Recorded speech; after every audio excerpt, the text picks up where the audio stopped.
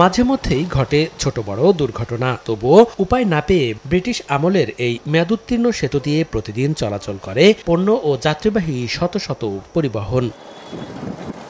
2019 সালে 141 কোটি টাকা ব্যয়ে কুড়িগ্রাম সোনাহাট সড়কের পাটেশ্বরী এলাকায় দুধকুমার নদের উপর 655 মিটার দীর্ঘ সেতুর নির্মাণ কাজ শুরু হয়। চুক্তি অনুযায়ী 2021 সালে শেষ হওয়ার কথা থাকলেও 3 দফায় মেয়াদ বাড়িয়ে শেষ হয়েছে মাত্র 65% কাজ।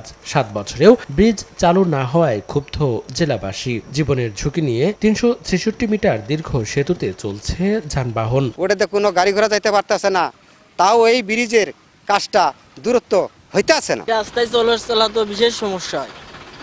আপনার এই রাস্তায় যখন তখন মনে করেন যে গাড়ির চাকা ফেসে যাবে। নতুন ব্রিজের কাজ জরুরিভাবে হইলে আমরা মনে করেন মালপত্র ঠিকভাবে পৌঁছাইতে পারি। ব্রিজটা যদি ভালো হতো মানে তাড়াতাড়ি, তাহলে আমাদের সবার জন্য সুবিধা হতো আর কি। জেলার অত্যন্ত গুরুত্বপূর্ণ সেতু হলেও 7 বছরে হয়নি চলাচলের উপযোগী। নানা অজুহাত সড়ক ও জনপথ বিভাগের। জানিয়েছে আগামী বছরের জুনের মধ্যে শেষ হবে নতুন সেতুটির নির্মাণ কাজ। ঠিকাদারে কিছু ধীরগতি আছে।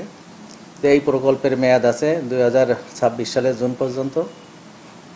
আমরা আশা করছি যেভাবে কাজ চলমান আছে 26 সালের জুন পর্যন্ত কাজটি সমাপ্ত করতে পারব।